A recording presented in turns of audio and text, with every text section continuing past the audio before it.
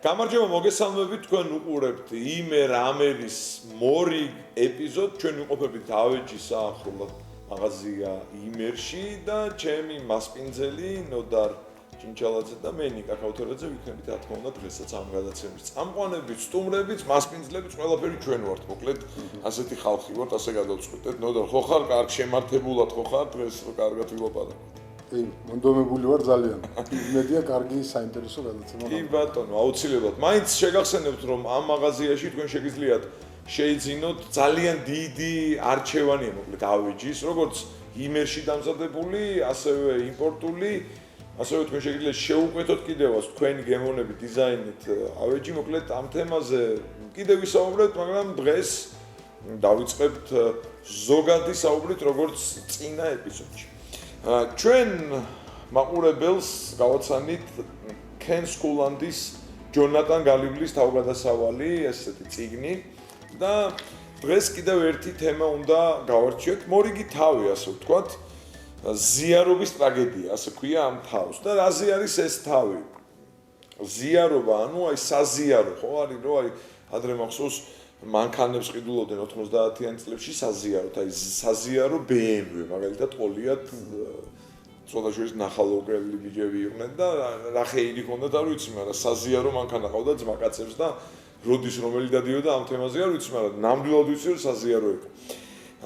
მაგრამ უფრო დიდ საზიაროობაზე არის აქ საუბარი და ამ თავში ჯონატანი, ანუ ეს მოგზაური ადამიანი წააწყდება ტბას, სადაც ერთი მოხუცი თევზაობს. ტბა არის ძალიან ცუდ მდგომარეობაში და მოხუცი თევზებს იჭერს ძალიან პატარა ზომისას და საუბარში აღმოჩნდება, რომ ამ ტბაში დიდი თევზი აღარ არის, იმიტომ რომ ხალხმა, ესე იგი, ეს თევზი გააჩანაგა, ამ ტბას ნაგავსაყრელად იყენებენ და ამ ყველაფრის მიზეზი არის ის, რომ ამ ტბას არ ყავს პატრონი. არავისია მეტიც, საუბარი არის ასეთ ჭრილში, რომ ეს ტბა არის ყველასი და შესაბამისად არავის. პატარა ამონარით წავიკითხავ, ხო? თუ წინააღმდეგი არ იქნები, ვერ გავიგე, თქვა დაბნეულმა ჯონათანმა თავის გაიმეორა. თევზი ყველასია, რაც ნიშნავს, რომ ის არავისი არ არის. მანამ სანამ ის შენს ანკესზე არ წამოეგება. მაშინ გამოდის, რომ ის შენია, მაგრამ ზრუნავთ იმაზე, რომ თევზი გამრავლდესო. რა თქმა უნდა, არა, ოდნავ ირონიულად უპასუხა მამაკაცმა. რატომ უნდა ვიზრუნოთ თევზზე, რომელიც შეიძლება სხვამ დაიჭიროს ნებისმიერ დროს? რისთვის ვიწვალო? სხვა რომ მოვიდეს თევზი დაიჭიროს და ტბა დაანაგვიანოს? აი ესეთი დისკუსია არის. და მე იყვება რომ ეს ტბა, ანუ არის ლორდთა საბჭოს მმართველობაში. საბჭოში ლორდების არჩევა 20 წელიწადში ერთხელ ხდება, ამის შემდეგ საბჭო მმართველს ნიშნავს და უხდის მას ჩემი გადასახადებიდან მმართველი ვალდებულია ტბაზე თევზჭერა და სისუფთავე გააკონტროლოს. სასაცილო ის არის, რომ ლორდების მეგობრებს შეუძლიათ ისე დაიჭირონ თევზი და დაანაგვიანონ ეს ადგილი, რომ როგორც მათ გაუხარდებოდო. რა თქმა უნდა, რაღაც ასოციაციები საქართველოსზე შეიძლება გაგიჩნდათ ეგრევე, მაგრამ ეს ამერიკული წიგნია და ეს იმას ნიშნავს, რომ სადაც ბიუროკრატია და თავრობა არის უსამართლო, ყველგან შეიძლება იყოს ასეთი პრობლემა. მოდი გადმოვიტანოთ მაგალითად, გადმოვიდეთ ჩვენსკენ, გავშიფროთ ეს საუბარი. ჩვენთან უფრო ხშირად ტბაზე არ იმართება ასეთი საუბარი, უფრო ხშირად შემოხმე საკითხი, აი როცა ეგერი დადის ტყეში. კი ბატონო. აი ზუსტი ანალოგია ამისა, ტყეც ასევე არ ეკუთვნის არავის კონკრეტულად, არის სახელმწიფოს გამგებლობაში და სახელმწიფო ნიშნავს ეგრეთ წოდებულ ტყის დამცველებს. კი. მაგრამ თუ თქვენ გინდათ ტყიდან გამოიტანოთ შეშა, მაგალითად, თქვენ ამისთვის საჭიროა ორი გზიდან ერთ-ერთი უნდა აირჩიოთ. პირველი ნამუსია და მოგიდებული ხო ეს რო კავშირებს. საბოლოო ჯამში ყველაფერი დანახარჯებზე დაიყვანება, მაგრამ მოდი დავკონკრეტიზებით. ამაში ორი გზა არსებობს ამისთვის. ერთი გზა არის სოფელში ცხოვრობ სადღაცა, მიდიხართ ქალაქში, სადღაც გამგეობაში, იღებთ რაღაც შესაბამის ლიცენზიას, სადაც წერია რომელ დღეს რამდენი სად უნდა გამოიტანოთ. ჩამოდიხართ ამ ლიცენზიით, რომელიც რაღაცა დანახარჯია, მარტო ლიცენზიის ღირებულება კი არა, კიდე დრო და ღირებულება გადის. ჩამოდიხართ სოფელში, აჩვენებთ ამ ეგერს ამას და გამოგაქვთ შესაბამისი შეშა. კი. მეორე რა გზაა? მეორე უფრო მარტივი გზაა, ეგერს გაუმაზავთ ცოტა ხუხი. ხო და გამოიტანთ ტყიდან იმას, რაც ჭირდება. საბოლოო ჯამში გამოდის, რომ არსებობს წესი და არსებობს ამ წესის დარღვევის გზაც ავტომატურად და ამ ყველაფრის მიზეზი არის ის რომ ეს დღე არის უპატრონო. ეხლა წარმოიდგინეთ იმ დღის პატრონი რო იყოს ნამდვილად ვინმე და იმას ყავდეს დანიშნული ის ეგერი. ხო შანსი არ არის დაუშვას პატრონმა ტყის რომ ეგერმა მოპაროს ხე. ეგერი ამ შემთხვევაში არის ტყის მცველი ხა ესე ქვია რა ვიცი ესე ეძახიან. ეგერებს ამბობენ რომელიც ნადირობას და ტყის ბუნების დამცველი. ანუ წარმოიდგინეთ ჩვენ სახელმწიფოს მართლობაში არსებულ ტყეს ერთი არის რომ რთულად ვიყენებთ და მეორე არის რომ სახელმწიფო იმის გამო რომ მართლა არ არის დაინტერესებული რომ ეს ტყე ან კონკრეტულ ფასად გაიყიდოს ან განვითარდეს ეს ტყე ანუ არ არის სახელმწიფოს საქმე ტყის მართვა და ამიტომ რაც სახელმწიფოს საქმე არ არის ის იმას ცუდად აკეთებს ეგ კი არა მართლა რაც მაგათი საქმეა მეტა იმას აკეთებს კარგად აქ პრობლემა ის არის რომ სახელმწიფო თვითონ არის ძალიან დიდი სტრუქტურა რომ დაინტერესდეთ რომ წესრიში კონდეს ყოველი კონკრეტული ტყე, ყოველი კონკრეტული ტბა, ყოველი კონკრეტული მდინარე. ეს იმდენად დიდი არის, ძალიან პატიოსანი ბიუროკრატიც კი რომ იყოს სათავეში ფიზიკურად შეუძლებელია ყველა ეს სიმდიდრე გააკონტროლოს ისე როგორც საჭიროა ამ სიმდიდრის უფრო ოპტიმალურად გამოსაყენებლად. სხვადასხვა ნუ და სულ ამბობენ ხოლმე რომ აი ტყე რომ მივცეთ ვიღაცა კონკრეტულს ის იმას გააჩანაგებს ერთ თვეში და ძალიან უცნაურია ხო აი ეს მე მაგალითად არ მესმის როცა ამას ამბობენ არგუმენტად რომ გააჩანაგებს იმიტომ რომ ტყე არის ბიზნესი ანუ ტყე არის ბიზნესი ჩვეულებრივად ხე არის ბიზნესი როგორ შეიძლება ადამიანმა აი ჯერ ესეთი არა ჯერ ესეთი მაგ ფიქრობენ რომ დაუშვათ თუ ტყეს იქ იმდენი ხეებია რომელშიც დაუშვათ აიღებს $20,000 ის ადგება მოჭრის იმას მთლიანად და აიღებს იმ $20,000 კი მაგრამ ამ დროს არ სვამენ შეკითხვას კი მაგრამ ადამიანს ხომ აქვს საკუთრებაში დაუშვათ თავისი სახლი კი იმ სახლიდან ის პარკე წიდის არა ან იქნებ ფანჯრებს ხიდის და არ ხიდის ხო არ ხიდის მანქანა ყავს მანქანიდან ძრავს ხიდის არა რატო არ ხიდის იმიტომ რომ ის ჭირდება სახლის ნაწილია ხო თუ სახლიდან პარკეტი გაყიდა რაღაცა გაყიდა ნუ თუ რემონტს არ აკეთებს ხო რა თქმა უნდა ანუ თუ არა უჯობესებს მისი სახლი დაკარგავს ღირებულებას აღარ იქნება ისეთი კარგი როგორც არის თუ მანქანის ნაწილი გაყიდა აღარ იქნება ის მანქანა მუშა მდგომარეობს აღარ ივარგებს ზუსტად იგივეა თუ კი სახლი არის ბიზნესი მოდი ესე შევხედოთ რა შეიძლება ტყის მაგალითზე თუ კი სახლი არის სახლს ადამიანი იყენებს ბიზნესისთვის მაგალითად სასტუმროდ ეს შეიძლება უკეთესი მაგალითი იყოს მანდ იმიტომ რომ მე თუ სახლიდან ამოვიღე ფანჯრები ის არის უკვე ცუდი სასტუმრო ანუ არ ვარგა ის სასტუმროდ რა ესე ვთქვათ რა და ტყეც ესე არის თან ტყე ხო არ არის მარტო ერთი ასაკის 100 ხე აი მოდი ასე დავუკვირდეთ ტყე შეიძლება განვიხილოთ როგორც ბიზნესის და როგორც კერძო საკუთრებაც და სინამდვილეში იდეაში რასაც არ ითვალისწინებენ ზუსტად იგივეა რაც სახლია რაც მანქანა ეხლა გეთანხმები მე მაინც ბიზნესის პარე გინდა ბიზნესად კაპიტალიზაციაში გადავიყვანოს კაპიტალიზაციაში გადავიყვანოთ ეს აქვს თავისი წლიური ნაზრდი კი თუ თქვენ გინდათ რომ ტყე შეინარჩუნოთ ჯანმრთელ მდგომარეობაში ეს წლიური ნაზრდი ყოველწლიურად თვითონ უნდა გამოიტანო ეს არის გამხმარი ხეების რაღაცების იმით და თუ ამას ყოველწლიურად თქვენ უზრუნველყოფთ ტყე ჯანმრთელადაც იქნება შენარჩუნებული და პლუს კიდე თქვენ გეკნებათ საშუალება ეს გაყიდოთ და ამით სარგებელი ნახოთ. დაუშვათ თუ ტყის წლიური ნაზრდი პირობითად არის დაუშვათ 10% იმის $20,000 მაგრამ თქვენ შეგიძლიათ ყოველწლიურად გაყიდოთ $2,000 მერქანი. მაშინ თქვენი ტყის ღირებულება რამდენია? 20,000 არის ტყედ რო გაყიდოთ. მაგრამ სინამდვილეში ტყის ღირებულება $40,000 მაინც არის იდეაში როგორც ტყის და როგორც ერთიანის ხოლო თუ თქვენ ხეს გაყიდით იქ დაგჭიროთ ხოლმე ხრიოკი მეტი არაფერი ამიტომ ფას დაკარგავს ხო ფას დაკარგავს არაფერი არ იქნება ამიტომ თქვენ თუ ფული გაინტერესებთ და ტყის მოვლა არ გინდათ თქვენთვის უმჯობესია ტყე გაყიდოთ და არა მოჭრათ და მერქანი გაყიდოთ ასე უფრო ცოტას მიიღებთ რატომ ეს გარდა იმისა, რომ აქ იმიტომ რომ ის არის და ის მუდმივ სარგებელს გაძლევთ, დღეს შეიძლება მოაწყოთ ტურისტული ბიზნესი, შეიძლება გააკეთოთ სამონადირო მეურნეობა, შეიძლება ტურისტული ბილიკები შექმნათ და ამით ისარგებლოთ, შეიძლება კოტეჯები ჩადგათ, შეიძლება დასასვენებელი საკემპინგი ადგილები მოაწყოთ. მოუაროთ. უამრავი ამ ციგნის ბიზნესი გააკეთოთ. ციგნის მაგალითი არის იმაში, რომ პატრონი საკუთარ ქონებას უვლის. აი, ადეკვატური ახლა რა თქმა უნდა არიან ადამიანები, რომლებიც ამას არ ულიან, მაგრამ ეს ხო არ არის წესი. ანუ წესი არის ის, რომ მე ვული ჩემს ნიუტს, ჩემს ქონებას. სხვადასხვა მაღაზიაზე რო ვთქვა და შეიძლება ეს არის კერძო საკუთრების შედეგი. კერძო საკუთრების შედეგია, რომ ასეთია მაღაზია. კომუნისტების დროს, როდესაც საკუთრების შეგრძნება არ არსებობდა, იმიტომ რომ ყველაფერი ეკუთვნოდა სახელმწიფოს, მაღაზია იყო ხრიოკი. ვისაც ახსოვს ის სანატრელი ტყესავით იყო. ვისაც ახსოვს ის სანატრელი დრო, კომუნისტების დროინდელი, ჩვენ გვახსოვს, მე მახსოვს. ნუ მე ბავშვი ვიყავ, ეხლა მახსოვს. მახსოვს, მაღაზიაში რო შეხვიდოდით, ნებისმიერ მაღაზიაში, არა მარტო ავეჯის მაღაზიაში, იყო цаრიელი დახლები. კი. სულ цаრიელი დახლები იყო. ზოგიერთ მაღაზიის მენეჯერი არის დირექტორი ან გამგე. გამგე. მაღაზიის გამგე. ახერხებდა, რომ რაღაც საკონელი შეეძინა და ქონოდა დახლქვეშ და ცოტა ზედმეტ ფასად გაეყიდა. კი.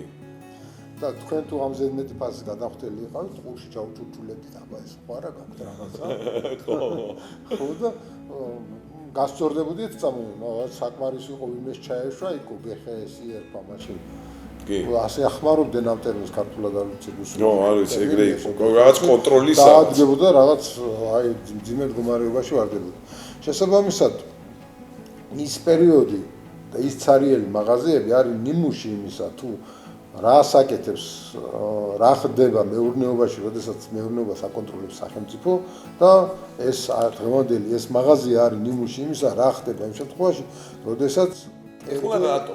შეხედებ იმ მაღაზიის დირექტორს, რომ შემოსავალი ქონდა მარტო დახქვეშ გაყიდდა, დანარჩენი იყო ხელფასი. ხო. ანუ მაღაზიის ადამიანის დირექტორი გამგე საკუთრად აღიქვამდა სახელმწიფოსთვის მოპარულს. იმიტომ რომ ის მართლა უკვე მისი იყო, იმიტომ რომ სახელმწიფოსთვის ჩათვლილი იყო, რომ ის ან დაიკარგა, ან ჩამოიწერა, ან ვინმე უკვე იყიდა. შეიძლება ამან თვითონვე იყიდა. პირველივე შემოსვლისას იყიდა და დამალა. და მე უკვე მისი გახდა და მისას ყიდდა და ის მართლა კარგ მდგომარეობაში ჰქონდა, მაგრამ ვიტრინები ჭუჭყიანი იყო. კი, ჭუჭყიანიც იყო. იმიტომ რომ ის იყო სახელმწიფოს. ჭუჭყიანი და цаრიელი. ამიტომ რომ არავინ პასუხს არ აგებდა მისივე. აქ არის ერთი რამე უნდა გავითვალისწინოთ, კიდე რასაც ხშირად არ აქცევენ ყურადღებას, არადა ძალიან მნიშვნელოვანი ფაქტორია ერთი რამე. შესაძლოა ზოგიერთი კერძო მეპატრონე ასევე იყოს ცუდი მეპატრონე და არ მოუაროს თავის ქონებას და უშად არ მიაქციოს თავის მაღაზიას ყურადღება, არ დაალაგოს კარგი საქონელი, ან კარგად არ დაალაგოს, ხო? რა ხდება ამ შემთხვევაში, თუ ეს კერძო სექტორს ეხება? და ეს ძალიან მნიშვნელოვანი, ალბათ სხვა დროსაც უნდა ვთქვათ და ეს საჭიროა ყველას გვესმოდეს. თუ კერძო პირი ასე მოიქცება, ის ნენელად დაკარგავს იმ ქონებას, რაც აქვს და გაკოტრდება. ის გავა ბაზრიდან. და ბაზარზე რჩებიან მხოლოდ ისეთი კერძო მეწარმეები, რომლებიც კარგად ახერხებენ მომხმარებლის ინტერესების დაკმაყოფილებას. ჩვენ ვართ ბაზარზე, იმიტომ ჯერჯერობით და იმედია სულ და ვაკმაყოფილებთ ჩვენი მომხმარებლების ინტერესებს. და თუ ამას ვერ შევძლებთ, ჩვენ გავკოტრდებით. უბრალოდ აღარ ვიქნებით, გავქრებით. მაგრამ რა ხდება, როცა სახელმწიფო მართავს დაუშვათ მაღაზიას, цаრიელ მაღაზიას? მაშინ რა ხდება? როგორც კი მაღაზია წაგებაზე გავა, მაღაზიის ახლა არ ვიცი რა ქვია დირექტორი თუ მენეჯერი რაც კი და ის იყო, დაწერს ანგარიში თავისი უფროსობის წინააღმდეგ. ჩვენთვის არ იყო საკმარისი ფული გამოყოფილი და რომ გამოეყოთ არა 10,000-ზე, არამედ 30,000, მაშინ უკვე გავიდოდით მოგებაზე და საწარმო კარგად იმუშავებდა. მეორე წელს გამოუყოფენ დაუშვათ 30,000 თუ ვისაც აკამის ვინ არის ახერხებს და მეორე წლის ბოლოს დაწერს ახალ ანგარიშს 50,000 რო ყოფილიყო, მაშინ უკვე არ მიქნებოდი წაგებაზე უკვე ავიღოთ მაგალითად იგივე საქართველოს რკინიგზა, ხო წარმოიდგინეთ რომ რკინიგზა რო არის 700 მილიონიან თუ რაღაც ბევრი მილიონიან წაგებაზე. ხო ძალიან უცნაური ამბავია ეს თავისთავად როგორ შეიძლება რომ ამხელა რო იყოს ვინმე კონკრეტულის ფლობელობაში. გზა წარმოიდგინეთ, რკინის გზა რო იყოს ვიღაცის ფლობელობაში. ის ხო შანსი არ არის, არ წააგებდა იმას. წარმოუდგენელია, როდესაც რკინიგზა, რომელზეც როცა ჩვენ აი ეს ქვეყანა არის სატრანსპორტო დერეფანი და სადაც უამრავი ტვირთი უნდა მოძრაობდეს წესით და ერთ-ერთი მთავარი სატრანსპორტო არტერია, რადგანაც სახელმწიფოს ყოველწლიურად ამ მთელ ქვეყნის ბიუჯეტს აყენებს სარას. ის 712 მილიონი იყო, მე მგონი 2017 წელს, ეს ყველაზე მეტი მაქსიმუმია, მაგრამ 200 მილიონი, 300 მილიონი, 180 მილიონი ეს ყოველწლიურად ასეთი ძალიან. ავეჯზე მომაფიქრდა ერთი კაი ანალოგია. პირობითად წარმოვიდგინოთ მეგობრებო, რომ რომელიღაცა რაიონის, თბილისის რაიონის არ აქვს მნიშვნელობა, გამგეობა აკეთებს რემონტს, ანახლებს და ყიდულობს ავეჯს. ეს მაღაზია არაფერშუაში აქ უბრალოდ ავეჯის თემა შემოგვიყვანს. როგორ იქცევა ამ ადამიანი, რომელსაც აქვს ეს ჩაბარებული, ეს შესყიდვა, ასე ვთქვათ, ხო? ის ცდილობს, რომ სახელმწიფო, ანუ მიიტანოს მედიაში თუ ამ გამგეობაში იაფიანი პროდუქცია, იაფიანი, იპონოს გზები, როგორ მოტეხოს ფული, ვითომ ეს არის ხარისხიანი და ანუ სახელმწიფოს მაინც დაუშვდეს 100 ლარი, მაგრამ ეს სკამი ღირდეს, ეს სკამია. ეს სკამი ღირდეს 50 ლარი. ამას ხო ადამიანი არიზამს. ანუ ეხლა მე რო ჩემ ცოლ, მე და ჩემი ცოლი რო ავეჯი საყიდლად მოვდივართ ჩვენი სახლისთვის, ფულს ხო არავის არ ვუტეხავთ. ჩვენი ინტერესი არის რა? საკუთარ თავს ხო არ მოვუტეხავთ. ჩვენი ინტერესი რა არის, რომ ჩვენ 100 ლარიანი სკამი ვიყიდოთ 50 ლარად. და სახელმწიფო ჩალიჩობს, რომ 50 ლარიანი სკამი იყიდოს 100 ლარად. ესე იგი, ხვდებით იმიტომ, რომ სახელმწიფო იმ ფულს არ უყურებს როგორც თავისას. არც არის თავის. და არც იმავეჯს არ უყურებს როგორც თავისას. სახელმწიფოს მეცაც გეტყვით, ერთი სული აქვს, რომ ის ავეჯი ზუსტად იმ ვადაში გაფუჭდეს, რამდენიც აქვს გარანტია. რომ კიდე ერთი შესყიდვა გააკეთოს, ეხლა ავეჯი გულზე არ მოგხვდეს შენ, უბრალოდ ვამბობ, მანქანა, რა მნიშვნელობა აქვს? გზა. აი, როდესაც აკეთებთ, წარმოიდგინეთ, რომ თქვენს ეზოში აგებთ ფილას, აი რომელიც ეხლა შეიძლება იყოს ტროტუარზე. თქვენ ხომ მთელი არსით ხართ ჩართული იმ ფილის ხარისხის გაკონტროლებაში და ფასთან შესაბამისობაში მოსაყვანად. ხო?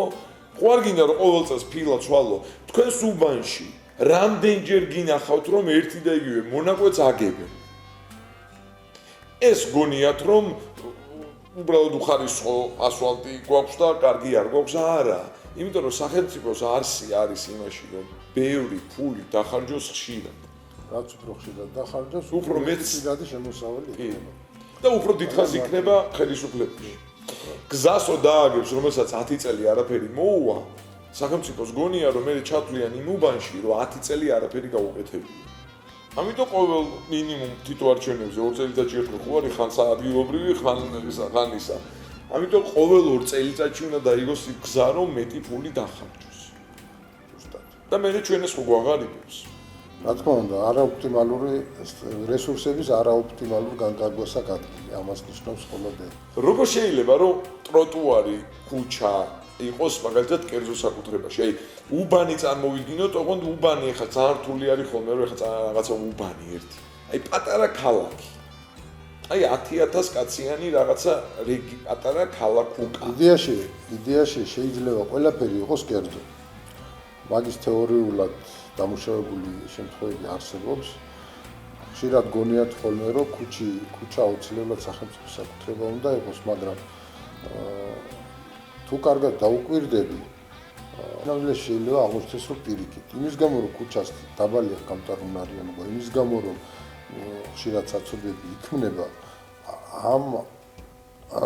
ამ პრობლემის გამო ბიუროკრატიის შეწუხება ნაკლებად ჩანს. პირიქით, აი მე მოვისმინე ჩვენი ქალაქის მერის მოადგილეს, რაც შეიძლება უფრო ძნელი უნდა გახდეს ქალაქში მანქანით გადაადგილება.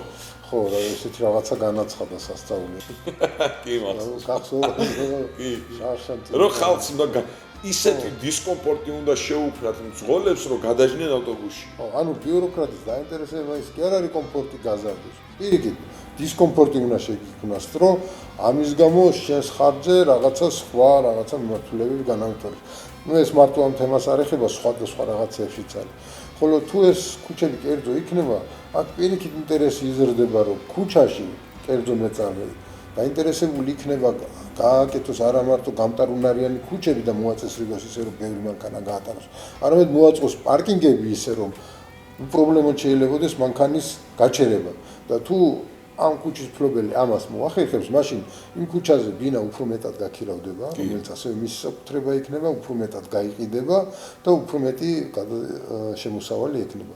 ანუ რეალურად ქუჩის და მისი არემარის მფლობელი დაინტერესებულია, რომ რაც შეიძლება უკეთესი კომფორტი შეუქმნას ნებისმიერ ადამიანს, რომელიც მანქანით მოძრაობს. კიდე საზოგადოებრივი ტრანსპორტი. თუმცა გარდამავალი პერიოდი, ეგ რასაც ვამბობთ, ეგ მოდელი შეიძლება ისეთი ჰიპოთეტიურია და თეორიულია, მაგრამ მაგას არეგულირებს ჩემი აზრით შენ თლიანად იდეალურად არ თვლი დემოკრატიას, მაგრამ მაინც ფიქრობ, რომ თუ ის 10,000 ადამიანი დებს ფულს და ჩვენ ხო ფულს დებთ, ჩვენ ხო ფულს ვაგროვებთ ბიუჯეტის თვალსაზრისით.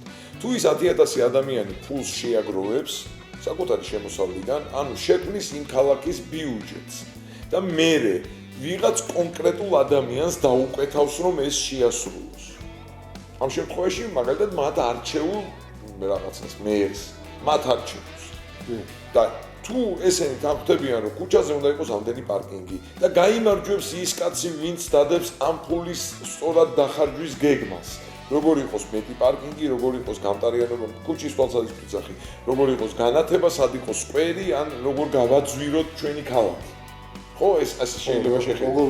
ხო, მეტი ფულიანი ადამიანი. როგორ გავაძვიროთ ჩვენი ქალაქი, ან ჩემი სახლის ღირებულება, რომ გაიზარდოს კარგი ქალაქის მერი არის ის, რომელ ქალაქში სახლები ღირს ძვირი.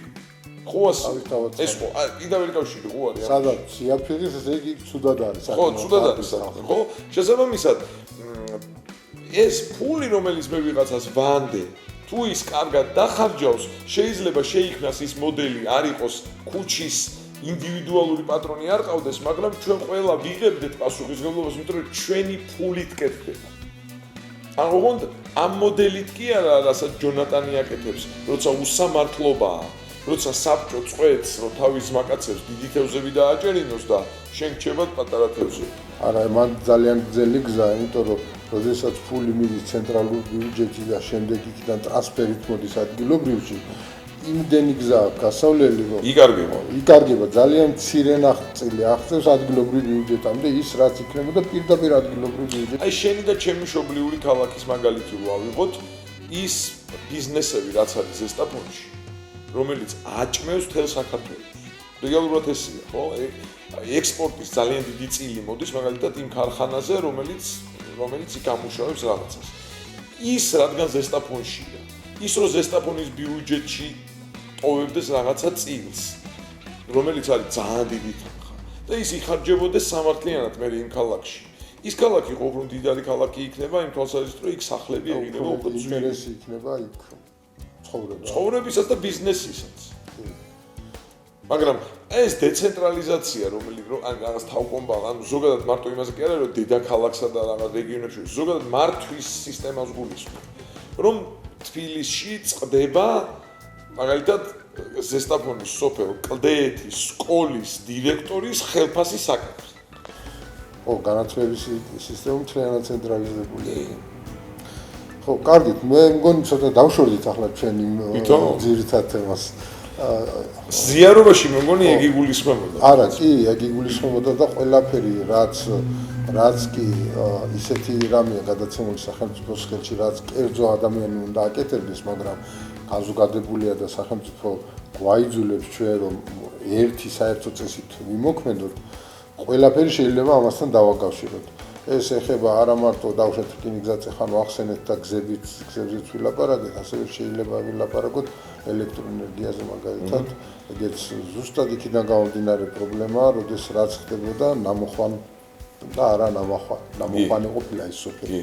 ხო, ნამოხვან ხესის პრობლემა დაკავშირებულია იმასთან, რომ რეალურად იმ ქონების ძირითადი ნაწილი რაც გადაეცა იმ თურქულ კომპანიას ენკას იყო სახელმწიფოს საკუთრებაში რაღაც 70%, რაღაც 30% გამოიხსნა ადგილობრივი მოსახლეობისგან და ზუსტად იმის გამო რომ ის სახელმწიფოსი ანუ არავის ხო ეგ დაახლოებით ერთადერთია კონკრეტულად არავის ეკუთვნის ზუსტად იმის გამო რომ ასეთი რაღაცა მოხდა და იმ მიწების დე-ფაქტო მფლობელები რომლებისგანაც მიწების გამოსყიდვა ვერ მოხდა დარჩნენ ასე ვთქვათ მშრალზე სწორედ ამიტომ მოხდა ის დიდი პროტესტი რომ ადგილობრივმა ადამიანებმა კი არ გადაწყვიტეს რომ თავისი მიწა გაეყიდათ და რაღაცის სანაცვლოდ ხელშეკრულება დაედოთ.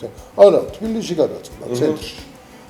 ანუ რეალური დე-ფაქტო მფლობელები დარჩენ აფსაეთში და ამას მოყვა დიდი პროტესტი. როგორ მოხდებოდა სინამდვილეში რომ ის მიწას თავისი პატრონი ყოლოდა. თუ კი იქ ადგილობრივი ადამიანები იქნებოდნენ მფლობელები, თბილისს არავინ არაფერს არ კითხავდა. ადგილობრივი ადამიანები გადაწყვეტენ იქ კიტრი მოეყვანათ, პამიდორი, სიმინდი დაეთესათ თუ ენკასთან მოლაპარაკებულიყვნენ და ესე იმათ უნდა გადაეწყვეტათ და არა იმ ადამიანებს, რომლებსაც საერთოდ წარმოდგენა არ აქვთ იქ რა ხდება. მაგრამ აქ სხვა პრობლემა იქნება. თუ კი შენ გინდა გადაწყვეტო ესე ააშენო თუ არა შენ კუთვნილ ნაკვეთზე შენ ან შენ მეზობლებთან ერთად როცა რაღაცას ფლობს შესაბამის ადგილს შენ უნდა იცოდეს საბაზრო ფასი ელექტროენერგიის და ეს კიდევ უფრო დიდი პრობლემა ვიდრე ერთი კონკრეტული ჰესის აშენება თუ არ აშენება ჩვენ არ ვიცით რეალური ფასი რამდენია საქართველოში იმიტომ რომ ბაზარი არ არსებობს ელექტროენერგიის არის ერთი მოჭრილი ფასი რომელიც დათვლილია არასაბაზრო მეთოდით ხარჯების მიხედვით და ჩვენ არ ვიცით ის მეტი უნდა იყოს თუ ნაკლები. ეს შესაძლებელია სავსებით კონკურენტული საფუძველზე წყდებოდეს ეს საკითხი და ასეთი მაგალითები არსებობს. მე ვაწარმოებ დენი, რომელიც შენ უფრო მოგეწონება. კი. ფასით. ხო, ფასით და იმით. მაგრამ კითხეთ ჩემ ნაცნობს გერმანიაში როგორ არის მეთქი ეს საკითხი ორგანიზებული, საინტერესოა ეს ალბათ ადამიანებს მეც დაინტერესებს. როგორ არის მეთქი და ჩვენ ხო ერთი თელასია მოწოდებელი თბილისში. ახლა მგონი თელმიკო დაარქვეს თუ რაღაცა მოგცა. მაგრამ კონკურენცია არ არის, მაინც ის იმიშვილობილი კომპანია და რეალურად კონკურენციაზე არ არის ლაპარაკი. არა, ერთი არა, რამდენიმე კონკურენტი ფირმა არისო. და შენ რომელთანაც გინდა იმასთან დებ ხელშეკრულებას და მე ისინი როგორ გადართავენ იქ, რას გააკეთებენ, შენ ეს არ გაინტერესებს, ისინი ჩაგირთავენ, შენ იმ კომპანიას უხდი. თუ რაღაცა არ მოწოდებას შეფერხება ან რაღაცა პრობლემა შეგექმნა ან ვინმე უკეთეს ფასს შემოგთავაზებს, უკვე სხვა კომპანიასთან დებ ხელშეკრულებას და უკვე ის თვითონ ასწორებს ანგარიშს თავის კონკურენტებთან და შენ უკვე იმისი ოფარება. მანდ არის თავი კიდე რამდენი რაც უფრო მეტია, უფრო კარგია ფასი. ორის შემთხვევაში ჯობია ერთს, მაგრამ ორიც არ არის კარგი. აი, ჩვენთან ხო არის მაგალითად სატელეკომუნიკაციო კომპანია არის მაგალითად 2-3 გადაცემისა ინტერნეტის კომპანია რაღაცა და 2-3 აი რო იყოს 10 კიდევ უფრო იაფი ეღირება ჩვენთან ხო მარტო იაფი არ არის ხარისხი ხო ნუ ხარისხის შესაბამისია რაც მეტია და მეტი ჭიდაობა მიდის ამ კომპანიებზე მეტი იძულებული არის თითეული მათგანი რომ მაქსიმალურად ოპტიმალურად გამოიყენოს მის ხელთ არსებული რესურსები რომ ფასისა და ხარისხის საუკეთესო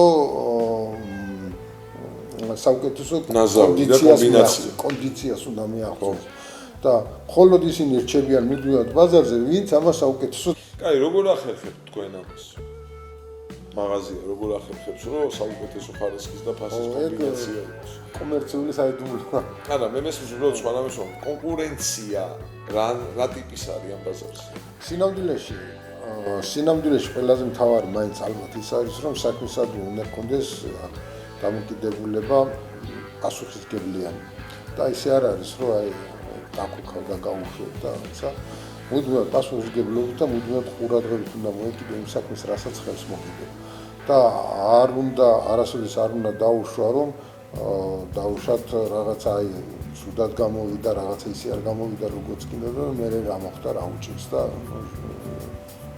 წავაანათხელ და ასე შემდეგ ახლა კონკრეტული დეტალების მოყოლა ალბათ არა კონკრეტული დეტალების არა ზოგადად აქ ლაპარაკი სფეროზე უფრო ვიკითხე რამდენად არის კონკურენტი ჩვენ უყურებით მოცემულ ბაზარზე მაგალითად აი დაჭრის პრობლემა იყო 20 წლის წინ სიტყვაზე ვიფიქრეთ რა უშელის ამ საქმეს, რა უშელის და მივხვდით რომ აი თურმე ის გერმანული დანადგარი რო ჩამოვიტანოთ, ამ საკითხს გადავწყვეტავთ და ამით ჩვენ წინ გადავდგით, ამით ეს იყო ჩვენთვის დიდი პრობლემა იყო, იმიტომ რომ მაშინ მახსოვს პირველად 23000 მარკა იყო ჯერ კიდე 2000 ჯერ არ იყო ეგრე შემოსული 23000 მარკა ჩემთვის მაშინ ძალიან დიდი ფული იყო. ასე ლაპარაკობ მავდროს ვიყიდით 5 სახს თბილისში.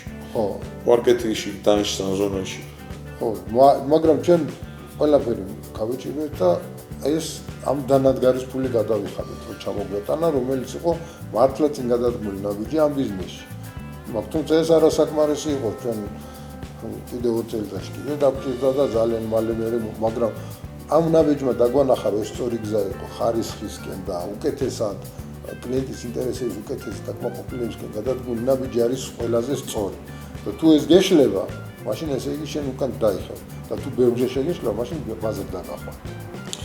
ერთვენ არ გემუქრებათ დაწმუნებული აქ საკითხში. იმედია. ჩვენს მაყურებელს ვეთქვი, რომ ამ გადაცემის ერთ-ერთი ნაწილი არის თქვენთვის ყველაზე საინტერესო თემებზე პასუხები და დღესაც მნიშვნელოვან კითხვებზე მიიღებთ პასუხებს.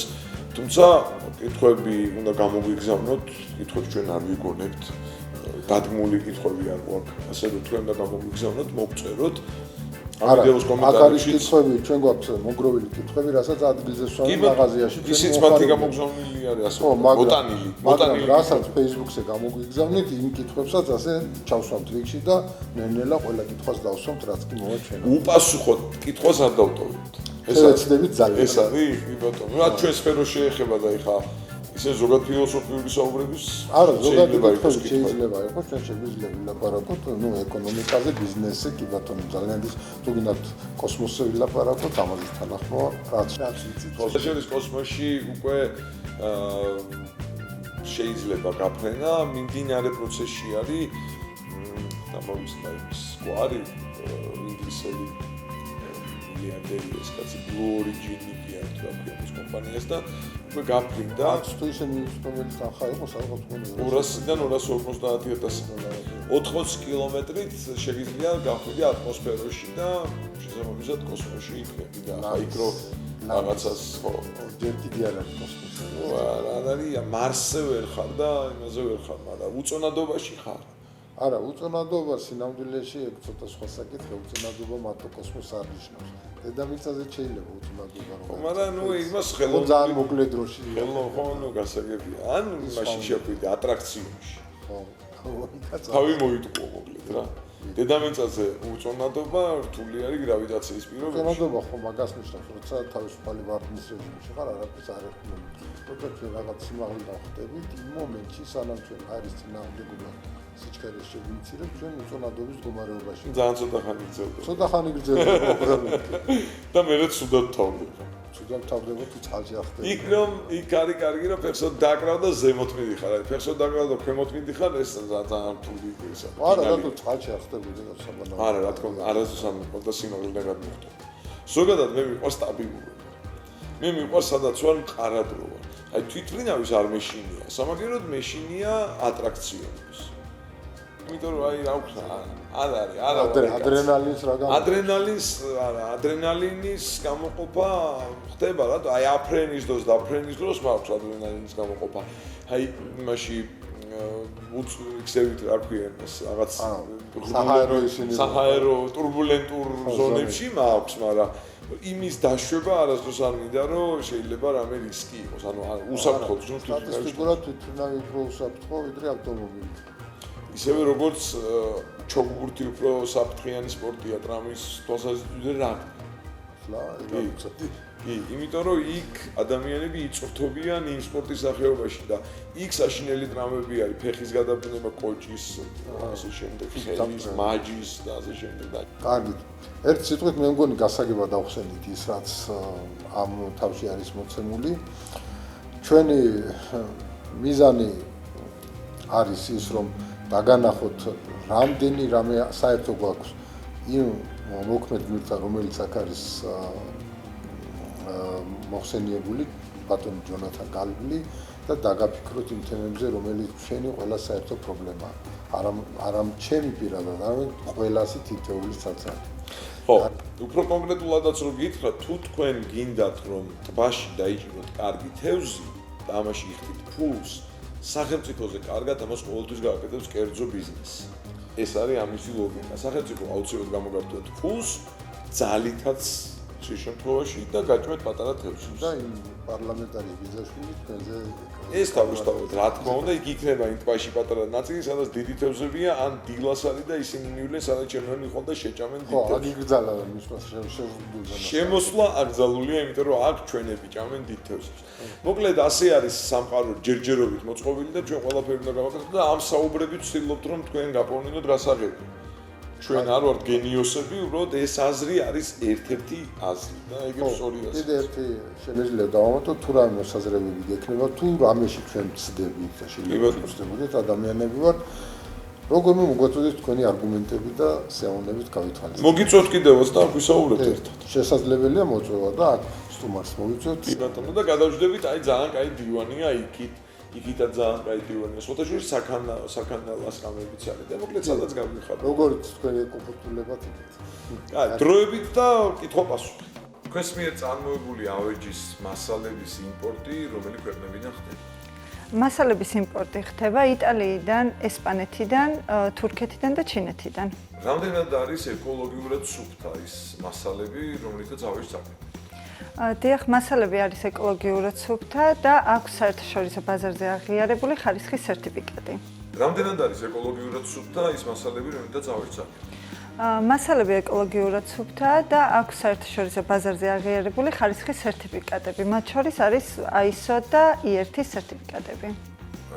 რომელ ქვეყანაში წარმოებული დანადგარებით აკეთებთ ავეჯს? დანადგარების უმეტესი ნაწილი არის გერმანული, თუმცა ასევე გვაქვს ავსტრიული და ჩეხური. თუ შეიძლება გითხარით, მისამართები სად შეიძლება ვნახოთ ავეჯის მასალები? თბილისში ავეჯის მასალების შეძენა შეგიძლიათ ორ ლოკაციაზე. ერთი არის ჭყონდიდელის და ერისთავის კუთხეში, მეორე კი აღმაშენებლის ხეივანზე 110 კილომეტრში. ქუთაისში კი ჩვენი მაღაზია მდებარეობს გუგუნავას 13 ნომერში.